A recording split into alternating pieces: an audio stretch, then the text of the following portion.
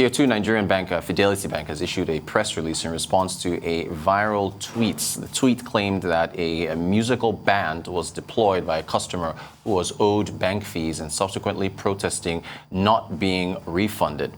The tweet turns out to be false and has nothing to do with any customer being owed by Fidelity Bank. The press release cleared the air and revealed that individuals picketing the bank were part of a union demanding a garnish order to be implemented in a case between the union and the Anambra State Waste Management Authority and Water Corporation. Rise Business Analyst Chika Mbonu joins us now to discuss further. Chika, good morning to you. Thank you so much for joining us. Hope you enjoyed your Easter break. You're looking fresh, sir. Thank you so much for joining us. Anyway, you always look fresh, Chika. What do you want to begin with Fidelity Bank matter?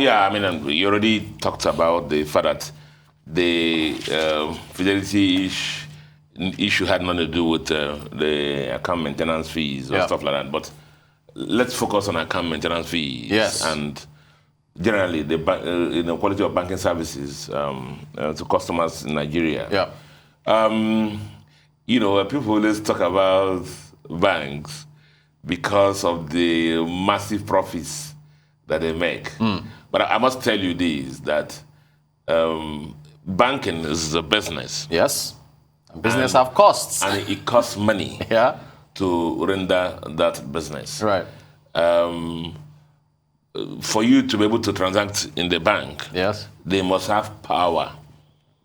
And to let you know the problem of power, you've seen that so many banks now have been reducing the transaction time in the opening and closing time in the banks, right? Because of to moderate the cost of diesel, impact of diesel on them. So cost of diesel, cost of power is a major cost in the operation of banks. May I tell you that most typical banks, the grade A banks especially, some of them have up to 3 generators. Wow. Just to make sure that there's no breakdown in services. Yeah. As most of us, our viewers would have observed to, most of the time when you go to the ATMs are on 24/7. 7 days a week. When you don't have power in your house. So they must run 24/7. So this is cost money to run the bank. Then the other thing also that I can put out there is the fact that security too. You can imagine if banks are being raided regularly by armed robbers and stuff like that. So I must put out there also that each typical branch has about sometimes 4 mobile police people attached. In addition to the ordinary security companies who are looking after those branches, this is also cost money, in addition to the cost of human capital. And then the other thing that I must put out there also is that what I call the cost of risk. Yeah. For every good loan that the bank gives, some of them go bad too. Yeah. And it's the cost of the good ones and the cost of other services that cover for those bad ones. So the truth is that this things cost money. But I must put that out there also for our viewers, that instead of going up over the period of time, the central bank has consistently been reducing the fees for transactions in the banks.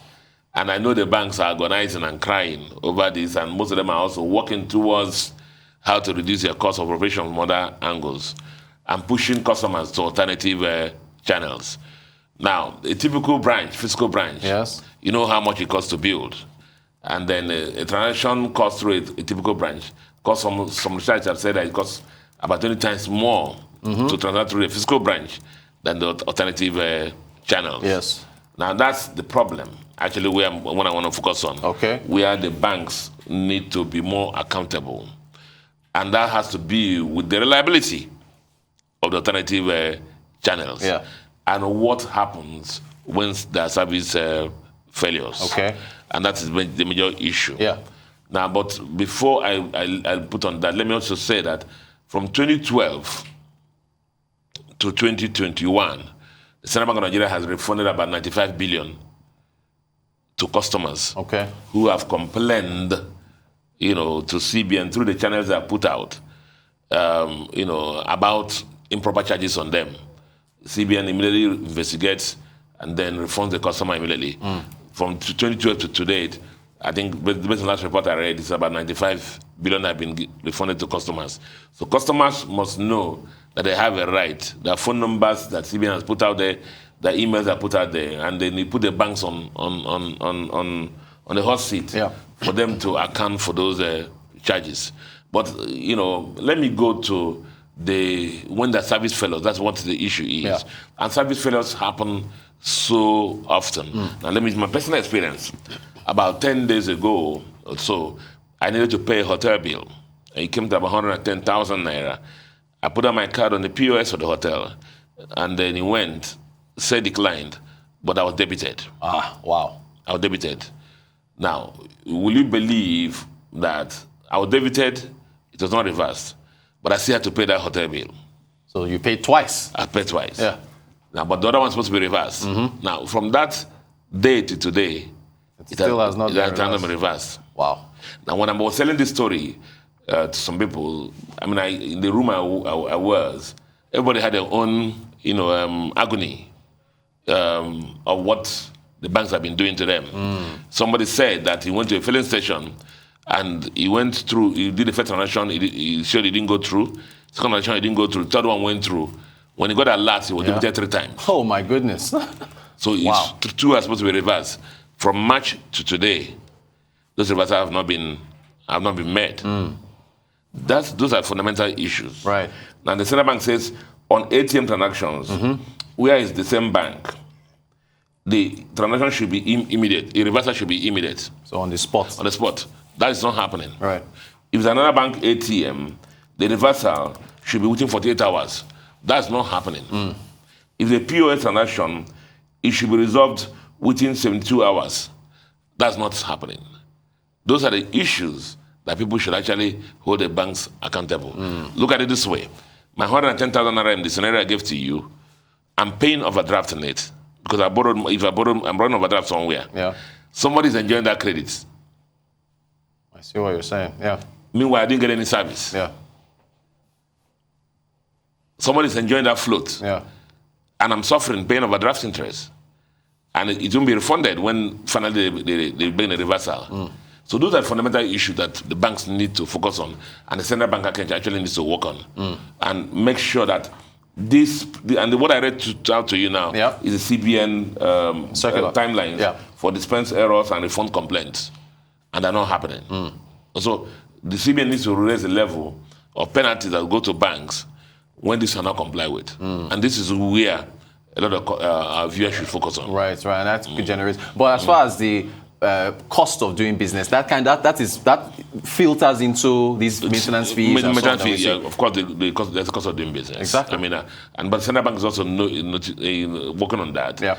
And the banks have been growing because the central bank has consistently been reducing the costs and making them cheaper and cheaper and cheaper. Yeah, so that's happening. But the bank should focus on this issue, the complaint, because it's a problem. It's a big problem. Let me look at Ponzi scheme. Yes, another PSA coming up. Public service announcement. Yes. I've spoken about this several times. And with all seriousness, I've spoken to our viewers, Nigerian citizens, that there's nowhere where you're going to... The highest interest rate in this environment, treasury bills, 6, 7, 8%, and people are guaranteeing you, interest rate of 30% within 1 month and whatever. Yeah. And you're going. There's nothing like that. And I've come with so many transactions. They tell you there's a maize transaction somewhere, a fish transaction somewhere, rice, cassava something somewhere, rice something somewhere, and people are falling for it. Ladies and gentlemen, there's no shortcut to that kind of wealth. If there's a money doubler somewhere, he will go and borrow money and double for himself and without consulting you. He won't tell you. He won't tell you. All these things are fake. As you're going to know, I gave you a list of the failed ones. You saw about 12 of them. Yeah. And the funny thing is that all these people accumulate individuals' deposits and take off from the country. They're all on their own. And people are suffering. So someone is going to ask, why do these things continue to happen? Yeah, because each time you talk about it, there's another one. Yeah, and because another they tell you, the investment, they tell us that greed is the greatest enemy to investment. or you're an investor. Yeah. Because that's the element of greed. Some also have people are very gullible. Very gullible. Yeah. I mean, in my office one time I took a straw poll and someone would say, oh, it was this person that told me that somebody got something, and so I trusted him and put my own money. How much did you put? Half a million naira. Wow. And these people are only any 100,000 naira above, just below 100,000. So they've wiped out. Yeah. So greed is the number one thing. People believe they can maximize the return in the shortest possible time. Let me just enter there, take the interest before anything happens. As you tell them that this is risky, it enters one ear and leaves that ear. Goes out the other. There is nothing like this. Maize farm, something, whatever. One of the ways you're going to know is the lack of business model. What is the business model? How are you getting that kind of interest? Yeah. What business are you doing? I'm telling you that people that went to Harvard and this banking system, people who have their CFA, Certified Financial Analysts, ACA, than working in these banks, treasurers, the best trend, and they can only get 6-7%. Right. But somebody is there, right, and say you can get that 5% a month. How? So the business model is very important. So when somebody said that he has a cassava farm in Kutangora, what is the farm? Where is the farm? Right. He has a fish farm somewhere in Ikwetumodu. You need to ask and find out what is happening. Right. Due diligence. Due diligence. Yeah. You know that when we're lending, there's a term sheet usually, even for real companies. A term sheet. Where is the term sheet? People you just give money and just be giving money, and then look at what's happening. Look at this person now. Look at the lifestyle. And I've said before, last time I said here, I said, please, these influencers who are going for social media, who are going for quick wealth, they pay you some 1 million, 2 million naira, you go there and just be talking, propounding and supporting these things. Don't stop doing it. Right. Because people are going to come for you guys. And you add authenticity to this transaction. People just believe it because you have 1 or 2 million followers. And your followers just believe, if Mr. John is saying this is good, then we'll do it. Yeah. We'll stop doing it. There's no shortcut to this kind of wealth. Maize, cassava, rice, beans. They'll tell you somewhere in Ijebode expressway. Where is the business? They guarantee you returns. Listen, apart from treasury bills or bonds, literally every investment of skeletons, the return is skeletons. Right. So which is this investment that these guys are guaranteeing you returns and you're falling for it? Those are one of the things you need to also watch out. Yeah. When there's a rollover, they're desperate for you to, they won't pay out, they're encouraging you to roll over. And that's another way for you to know that there's a problem. They're also looking for new members always. Another way for you to know that there's a problem. Yeah. Because it is when that pipeline breaks, the Ponzi works on the basis of you're paying older members from the fund brought by the newer members. New ones, yeah. So once the pipeline of newer members break, and the whole thing comes down. Pyramid, that's why it's called pyramid scheming. Yeah. The whole pyramid collapses. Yeah. And so a shock in the system, the man is arrested, something happens, one bad news, it's gone. Yeah. And you see some of them, looking rather prosperous, dressing, correct people and going to church and speaking, this thing, holy of holies and whatever. These are fake people.